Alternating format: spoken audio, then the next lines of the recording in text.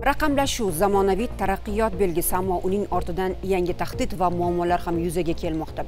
Kun tartibidagi muhim masalalardan biri aynan raqamli jinoyatlar, sun'iy intellekt orqali huquqbuzarliklar va kiber xavfsizlik masalalari bo'lmoqda.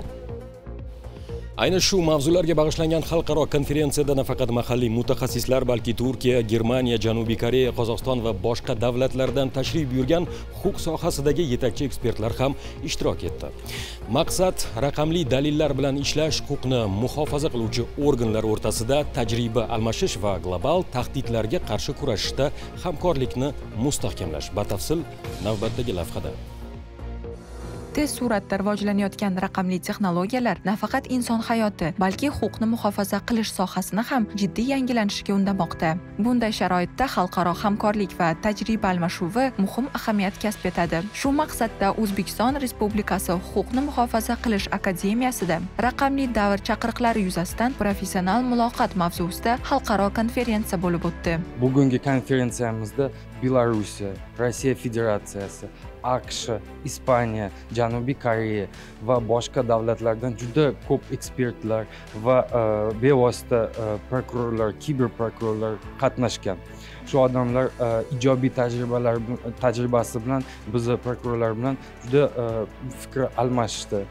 Juda ko'p yangiliklar haqida bizga ma'lumot berib o'tishdi. Shu masalalar bo'yicha biz yana qo'shimcha maqolalarni chop etamiz va keng tarqatishni O'zbekiston hududida harakat qilamiz.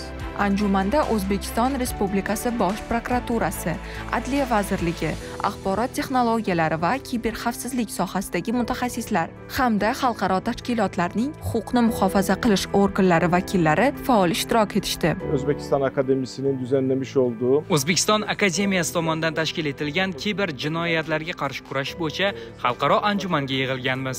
Bu yerda bir nechta davlatlar mazkur anjumanda ishtirok etayotganini ko'rib turibman.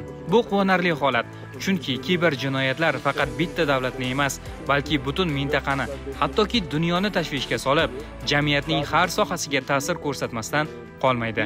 Shu bois o'zaro hamkorlik va tajriba almashinuvi bu borada muhim ahamiyatga ega. Biz Turkiya davlatida orttirgan tajribamizni bu yerda boshqa hamkorlar, ishtirokchilar bilan bo'lishdik. O'z navbatida ular bilan bu ma'lumotlarni almashdik. Shu sababli mazkur anjuman samarali, foyda berishiga ishonaman. Katılımcılarla paylaşacağız. Konferensiya doirasida raqamli xavfsizlik, huquqiy islohotlar va ta'lim sohasidagi innovatsiyalar muhokama qilindi. Shuningdek, raqamlashtirish sharoitida huquqiy muammolarga xalqaro yondashuvlar ham ko'rib chiqildi.